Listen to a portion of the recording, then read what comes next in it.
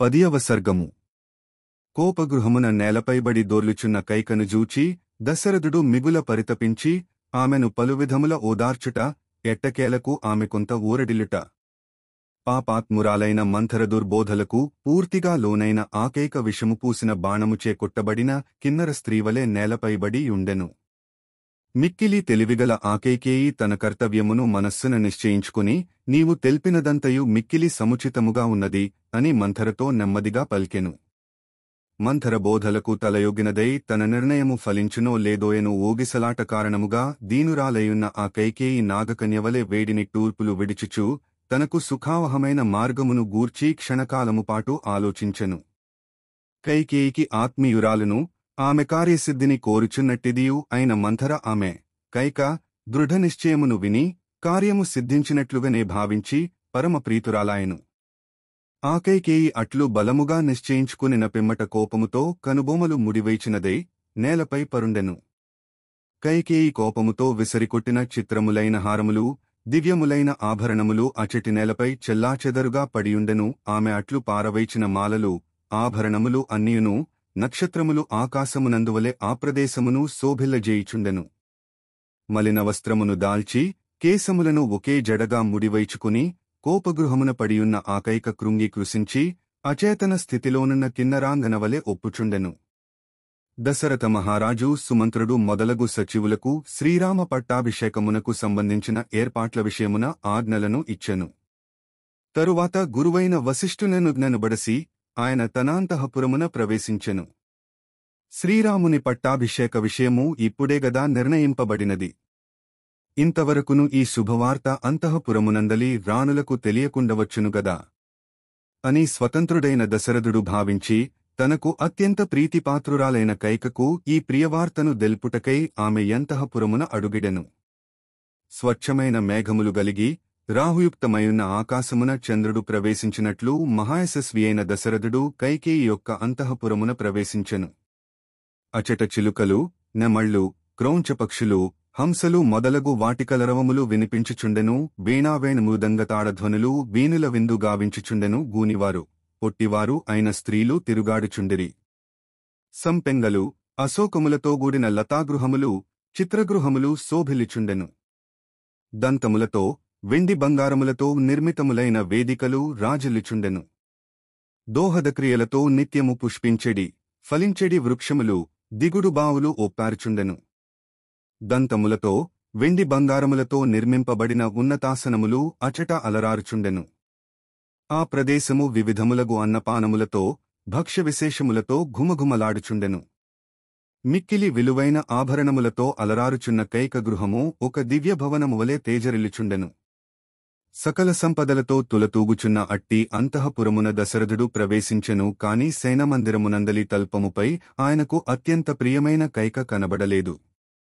ఆ మహారాజు ఉద్దీపనవస్తుదర్శనముచే కామోద్రిక్తుడై అది రతికి తగిన కాలమని భావించెను. తన ముద్దుల భార్య కైక కనబడకుండుటచే అతడు, ఓ కైక, నీవెక్కడా అని పిలిచెను.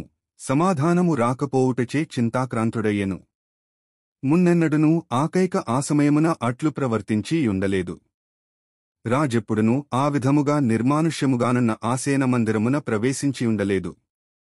కైక మూర్ఖత్వముతో స్వప్రయోజనమును సాధింపనెంచి అలిగియున్న సంగతి తెలియక రాజు ఎప్పటివలెనే ఆమెను గూర్చి ప్రతీహారిని, ద్వారపాలకురాలిని అడిగెను.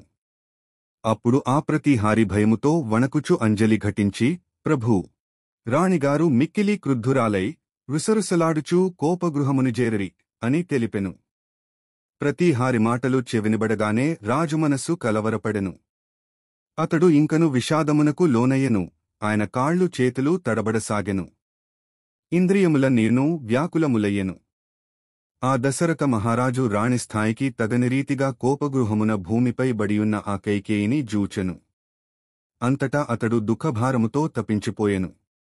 ఏ పాపమును ఎరుగని ఆ వృద్ధ భూపతి తాను ప్రాణములకన్న మిన్నగా చూచుకునుచున్న తన పడుచు భార్య అధర్మముగా అలుక బూని కటికి నేలపై పడియుండగా దిగులుతో జూచెను. పూర్తిగా త్రుంచివేయబడి నేలపాలైన తీగెవలెను, భూమిపై పడి ఆశ్చర్యముగొల్పుచున్న దేవతవలెను, ఆకాశమునుండి విసరివేయబడి దీనయే యున్న కిన్నరతరునివలెను, దివినుండి భువికి జారి చూడముచ్చటగానున్న అప్సరసవలెను పరులను మోహింపజేయుటకే ప్రయోగింపబడి లక్ష్యము నెరవేరని మాయవలెను వలలో చిక్కుకుని చేష్టలుడిగిన లేడివలెను అడవిలో వేటగానిచే విషము పూసిన బాణముతో కొట్టబడి సంతాపమునకు గురియైన ఆడు ఏనుగువలెను ఆకైక చిన్నబోయియుండెను. ఒక మగ ఏనుగు అరణ్యమున ఆడు ఏనుగును తాకినట్లు అతడు ఆమెను ప్రేమతో స్పృశించెను. కామేచ్ఛతోనున్న దశరథుడు ఈమె ఏదైనను కోరుకునుచున్నదా? లేక అనారోగ్యము పాలైనదా? లేక క్రుద్ధురాలయున్నదా? ఎందువలన ఇట్లు పడియున్నది అని తికమకపడుచు తన చేతులతో ఆమెను నిమురుచు కమలలోచన యగు ఆకైకతో ఇట్లునుడివెను. ఓ దేవి! నీకు నాపైగల కోపకారణమేమో తెలియదు. నిన్ను ఎవరైనను నిందించిరా? లేక అవమానించిరా? ఓ కళ్యాణి! నీవు ఈ విధముగా దుమ్ములో పండుకునియుండుట వలన నా మనస్సు మిక్కిలి బాధపడుచున్నది. ఇట్లెందులకు చేసితివి? నీ అభిమతములనన్నింటినీ తీర్చువాడను నేను ఉండగా దయ్యము పట్టిన దానివలే నా మనస్సును క్షోభపెట్టుచూ ఏల ఇట్లు నేలపై పరుండియుంటివి? ఓ భామిని! మనకు ఘనవైద్యులకు కొదువలేదు. నా పోషణములో వారందరునూ మిక్కిలి హాయిగా ఉన్నారు. వారు నీ అనారోగ్యమును తొలగించి నీకు స్వస్థత చేకూర్చగలరు. ముందుగా నీ వ్యాధియేమో తెలుపుము. నీవు ఎవరికైనను మేలు చేయదలుచుకొంటివా? నీకు ఎవరైనను అప్రియము చేసినారా? ఇప్పుడు నేను ఎవరికి లాభమును కలిగింపవలెను? ఎవరిని తీవ్రముగా దండింపవలెను? ఓ దేవి! నీవు ఏడువకుము. దుర్భరమైన నీ పరితాపమును మానుము. ఏ నిర్దోషినైనను వధింపవలెనా? ఉరిశిక్షకు గురియైన వారినెవరినైనను విడిచిపెట్టవలెనా? తెలుపుము. ఏ దరిద్రునినైనను సంపన్నునిగా చేయవలెనా? లేక ఏ సంపన్నునైనను నిర్ధనునిగా వింపవలెనా? వివరింపుము. నేనును నా వారందరును నీ ఆధీనములోని వారము. నీ మనోరథము అదియేదైనను ఎట్టిదైనను దానిని నేను నిరాకరింపను.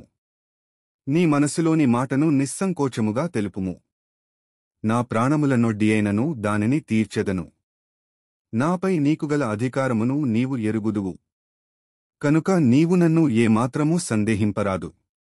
నా పుణ్యముపై ఆన నీ ఇష్టమును తప్పక నెరవేర్తును. ఓ కైకేయి!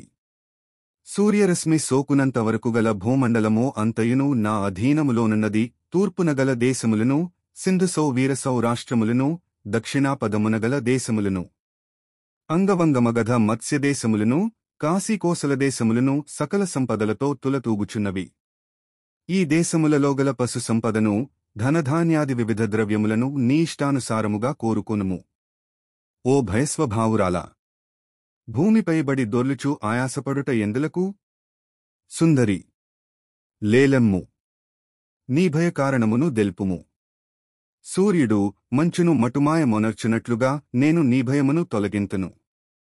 మహారాజు అట్లు పలుకగా కైకేయి కొంతవరకు ఊరడిల్లెను. ఆయనకు అప్రియమైన రామవనవాసాదిక విషయములను చెప్పదలచినదై మిగుల పీడించుచూ ఆయనను ప్రతిజ్ఞారూపమున బంధించుటకై ఆయనచే ప్రతిజ్ఞ చేయించుటకై ఇట్లు పలుకసాగెను. వాల్మీకి మహర్షి విరచితమై ఆదికావ్యమైన శ్రీమద్రామాయణమునందలి అయోధ్యాకాండమునందు 10వ సర్గము సమాప్తము.